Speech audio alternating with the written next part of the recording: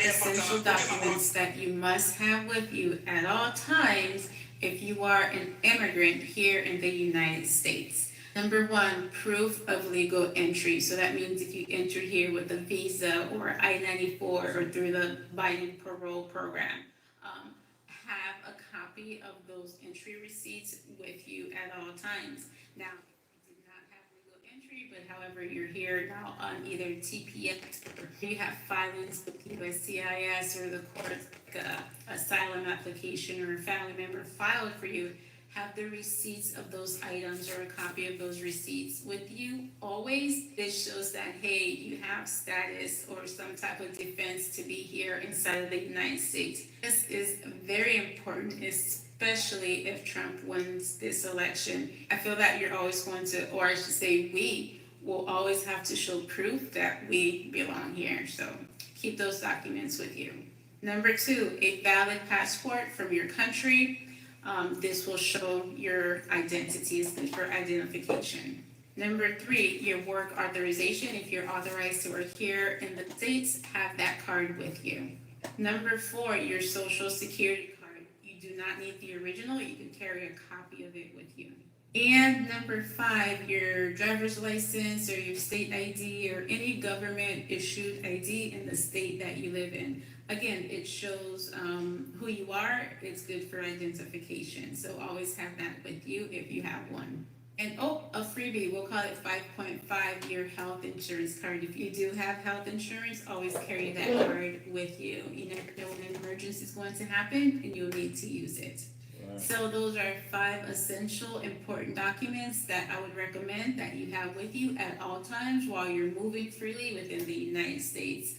Rolande Adolf with Adolf Law Group. If you have any questions about immigration law or, of course, personal injury law, please feel free to connect with us. Hey, other than that, happy election night and have a great night. Ciao. Ah oui, c'est toute instruction ça, avocat, bail, le peuple là lui-même, mettre contrôle, comprendre, le peuple là. Mlade portana kute unimetwa mbapa ali mlade portana kute mabwa season. Mlade portana kute unimetwa mbapa ali mlade portana kute mabwa season. Mlade portana kute unimetwa mbapa ali mlade portana kute mabwa season. Mlade portana kute unimetwa mbapa ali mlade portana kute mabwa. Oui, c'est comme ça, et c'est comme ça, c'est instruction ça. Nous devons connaître, nous devons connaître à terre. Ça job nous là pour nous informer, pas désinformer. Faut qu'on loi, faut qu'on va goumer, on fait bruit but. Mlade portana kute unimetwa mbapa ali mlade portana kute mabwa season. Mlade portana kute unimetwa mbapa ali mlade portana kute mabwa season. Officier d'immigration retient pendant que va marcher sur la rue. Well, premièrement, si un officier d'immigration vient sur la rue pour retenir, c'est parce que yo quitte reconnaître ou yo quitte à chercher. Ça veut dire yo gain information, yo gain photo, yo c'est ou même et puis yo gain non. So là yo retenir, y a prélé pas non. Hey, monsieur Jean, monsieur Joseph, monsieur Patrick, restez pour parler avec vous. Si ça passe au parcours, ça que va faire n'importe question que l'officier a demandé ou a changé que Hollandi toujours dit que vous avez droit pour être silence. So, ou pas répondre pièce question que l'officier ça a demandé ou a seulement dit officier a j'ai droit pour être silence. Je choisis pour mettre silence, je voulais parler avec avocat.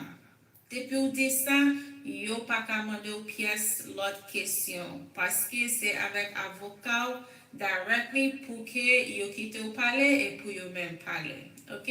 So c'est ça pour faire. Mais pour dire que vous seulement marché et puis officier a prêté toute monnaie, a prêté tout le monde sur l'area pour que demander est-ce que c'est immigrant, est-ce que c'est carte résidence, est-ce que c'est citoyen?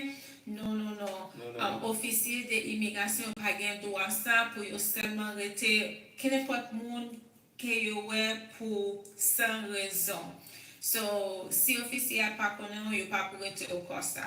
Il a pour rester parce que yo connaît tout, ou soit parce que yo fait un crime et puis yo ouais que yo fait crime là, yo ouais que yo fait un bagage mal. Yo wè ke yo fè an violation pendant ke yo ap conduit, yo wè ke yo fè an bagay ki mal, se pou rezon sa yo ke yo ete. So si wap chenman ap manche sou la ri kwa sa, ou pa bezwen pe, paske ankon yon fwa, yo pa gen dwa pou yo selman rete yo pou san rezon, epi selman komanse mande yo informasyon de statis imigran. Me si sa pase, toujours changer au gain droit pour être silence.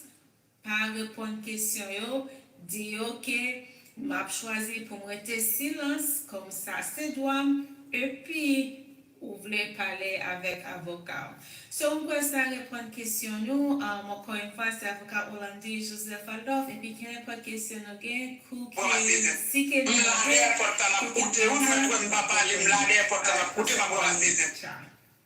Vaccine champion Deportation puts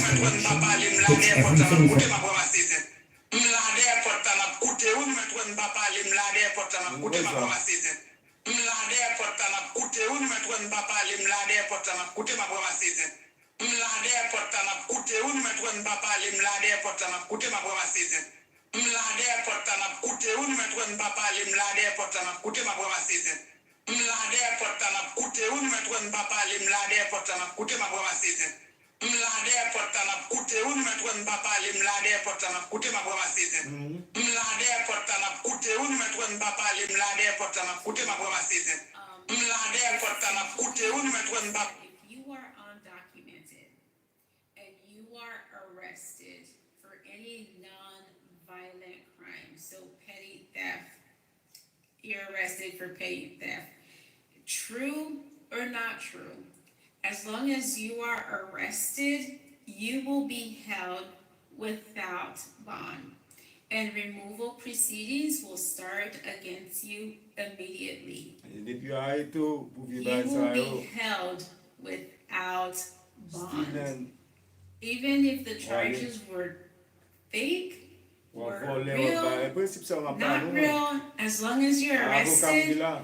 Ouais. your attorney, the judges, they don't have any authority to release you on bond. So criminal officials will transfer you over to ICE, immigration, you will be in detention with ICE, removal proceedings start against you, and you are held in detention till removal proceedings are done. Now, before, if you were arrested and you're transferred to Immigration Detention Center, your attorney could make a request for bond for you. Hey, let my client out. He or she will come to court hearing. Discretion to allow you out on bond. It's mandatory that you are withheld without bond until your removal proceedings are over.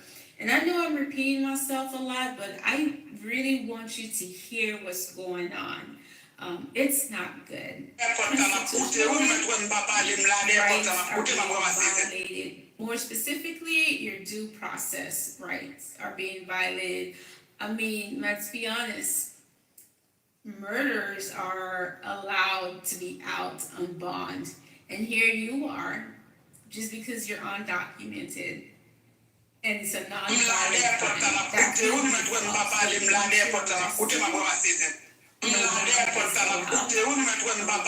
This is not good. Of course, the right act started